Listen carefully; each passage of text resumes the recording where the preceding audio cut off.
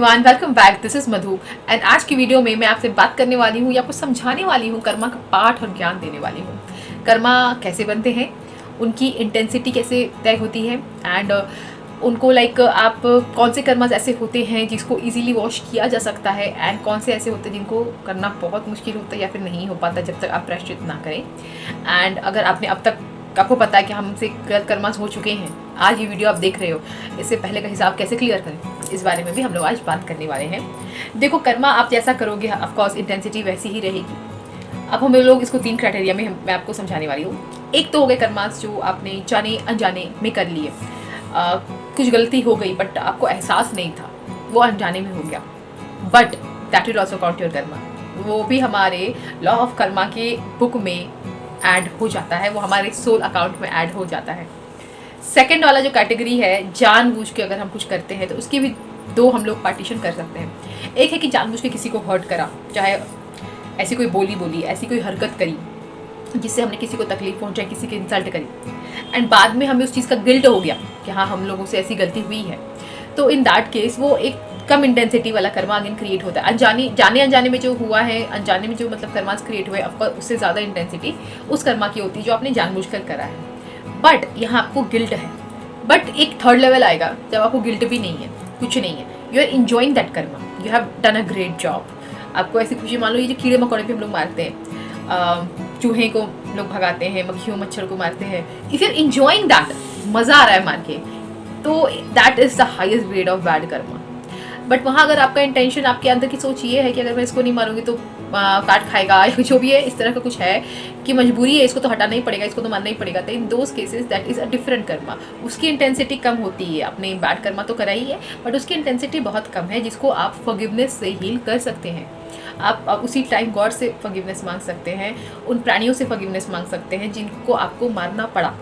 That depends on the छोटे छोटे वो सेल्फ डिफेंस वाले जो होता है क्राइटेरिया जिसमें हम खुद को सेव करते हैं, उस केस में हम लोग इस तरह के कर्मास को काउंट करते हैं। अब आपकी किसी से लड़ाई हो गई, आपका झगड़ा हो गया, बहुत हीटेड आर्ग्यूमेंट हो गया, उस टाइम आपने किसी को bad words, abusive language use की, किसी से मारपीट हाथापाई कर ली, उस बंदे को चोट आ गई, तो उस in that case if you are someone जिसको गिल्ट है कि मेरी गुस्से के कारण उसको चोट आ गई, तो वहाँ आपका वो इंटेंसिटी कम हो गया। बट अगर आपको उसको चोट देकर भी you are very happy, you are enjoying that moment कि मेरी विक्ट्री हो गई, मैं जीत गया, तो that is a very high intensity of your karma. And of course जो बड़े बड़े क्राइम्स होते हैं उनका तो कोई माफ़ी होता ही नहीं है, that is really really very highest grade. तो इन सब चीज़ों को आज अब हम बात करेंगे कि ये जो ग्रेड हैं कर्मों के, low intensity, medium intensity, higher intensity, इनका कैसे क्या डिसाइड होता है।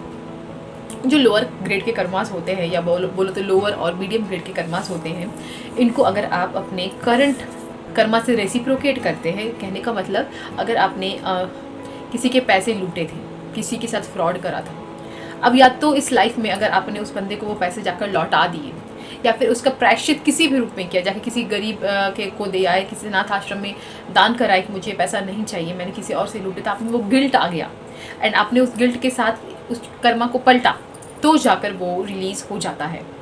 हम लोग पास्ट लाइफ रिग्रेशन जो करते हैं उसका क्या पर्पस होता है, गिल्ट जो मिसिंग होता है आपकी लाइफ में, अगर आपने कोई गलती करी, वो गिल्ट आपकी लाइफ से मिसिंग है, तो उसकी इंटेंसिटी आपको लाइफ बाय लाइफ फेस करनी पड़ती है।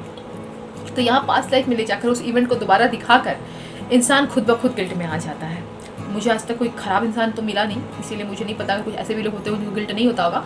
मुझे आज तक जितने भी लोग मिले हैं सबको अपने पास्ट लाइफ कर्मास देख करके उनसे क्या पाप हुआ था, बहुत ज़्यादा गिल्ट में आ जाते हैं, इवन रोने भी लगते हैं। तो दैट इज़ द थिंग कि आपके आधे पाप वहीं धुल जाते हैं, बिकॉज आपके अंदर वो गिल्ट आ गई। रिग्रेशन के बाद होता क्यों है, लोग हील होने क्यों लगते हैं धीरे धीरे, तो रीज़न वही होता है कि आपके अंदर वो गिल्ट आई, लेकिन सिर्फ गिल्ट आने से नहीं होता है, अब आपको उन कर्मों को सुधारना है।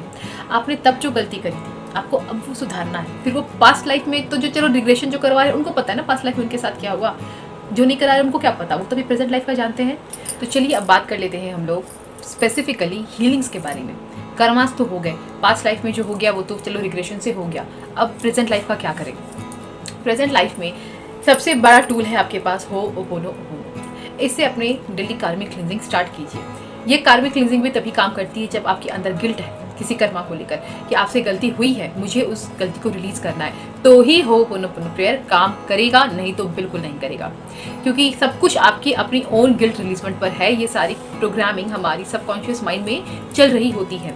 हमने पास्ट लाइफ में जो कर्मास करी हैं उनकी यादें हमारे सबकॉन्शियस में चल रही होती हैं। इसी कारण हमारा स्टेट जो है इस लाइफ में आकर 0 नहीं 1 होता है। होपोनोपोनो करके हम अपने स्टेट को वापस 0 कर सकते हैं, ताकि वो जो बैड मेमोरीज हम लोग अपने साथ लेकर आए हैं या फिर हमारे बैड कर्मास लेकर आए हैं, होपोनोपोनो उनको कुछ हद तक हील कर देगा। सेकेंडली, आप चैरिटी किया करें। दान दक्षिणा, ये जो है मैं पंडितों और लाइक प्रीस्ट मौलाना इन लोगों की बात नहीं कर रही हूँ, मैं ज़रूरतमंद की बात कर रही हूँ। दान उसी को करें जिसको ज़रूरत है, जो गरीब है, जिसको आपके अलग आप उनको फेवर करोगे तो उनके लिए एक हेल्प होगी, ट्रू हेल्प होगी, ना कि वो अमीर और बनेंगे। ऐसे लोगों को आप दान करना स्टार्ट करें। अगर आप कहोगे कि कोई है ही नहीं, तो आप इंटेंशन तो करें कि आपको दान करना है, आपके लिए ऐसे लोग क्रिएट होना स्टार्ट हो जाएंगे। अगर आप ये रूल बना लो कि एवरी मंथ आपकी अर्निंग का 10% भी आप दान करने वाले हो, 1000 कमाते हो तो 100 रुपये किसी और के लिए रख लो। अगर 100 रुपये बहुत लगता है उस केस में एटलीस्ट 10-20 रुपये का भी किसी के लिए कोई फेवर करो, दिल से करो, आपके कर्मास वॉश होना स्टार्ट हो जाएंगे। बशर्ते आपको गिल्ट होना चाहिए, वरना कुछ भी काम नहीं करेगा। ये सोचो कि मैंने पाप कर लिया, किसी का मर्डर कर दिया, कुछ कर दिया, एंड अब दान पुण्य करके उनको मैं भगाता जाऊँ, हटाता जाऊँ, धोता जाऊँ, तो ऐसा नहीं होता है। क्योंकि इंसान को जब गिल्ट आ जाता है ना, तो वो गलती दोबारा नहीं करता है। लेकिन अगर वो गलती बार बार रिपीट हो रही है, तो वो आपका सिचुएशन, वो कार्मिक फल भी आपके साथ बार रिपीट होगा। इन चीज़ों को अपनी लाइफ में अप्लाई करिए, इन स्टेप्स को, लाइक होपोनोपोनो को अपनी लाइफ का परमानेंट हिस्सा बनाइए।